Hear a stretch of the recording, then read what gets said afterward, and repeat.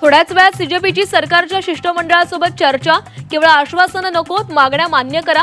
Dharmendra प्रधानांच्या राजीनाम्यावरही CJP ठाम. विद्यार्थ्यांवर अमानुष लाठीचार्ज करणाऱ्या त्या पोलिसांना शोधून जेलमध्ये पाठवणार. सीजेपी प्रवक्ते सौरभ दास यांचा इशारा. तरुण मुलींचे कपडे फाडणाऱ्यांना सोडणार नसल्याचाही निर्धार. विद्यार्थी आंदोलनाच्या पार्श्वभूमीवर दिल्ली पोलिसांच्या सर्व सुट्ट्या रद्द. पुढील आदेश येईपर्यंत सर्व प्रकारच्या सुट्ट्या बंद.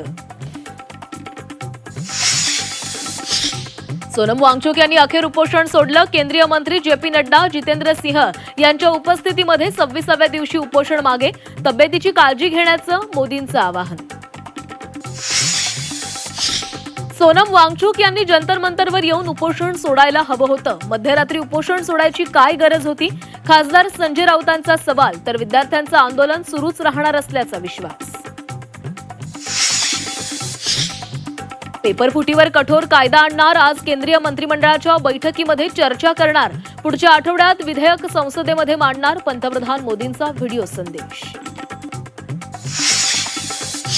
विद्यार्थ्यांच्या बुद्धिमत्तेचा अपमान करू नका. प्रधानांचा राजीनामा घ्या. मोदींच्या व्हिडिओनंतर राहुल गांधींची टीका.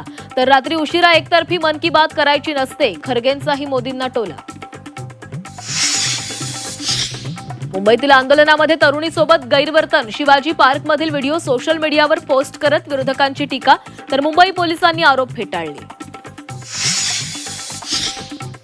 सलग 5व्या दिवशी संसदेमध्ये गदारोळ. धर्मेंद्र प्रधानांच्या राजीनाम्याच्या मागणीवरून विरोधक आक्रमक. लोकसभा राज्यसभेचं कामकाज दुपारी 12 पर्यंत तहकूब.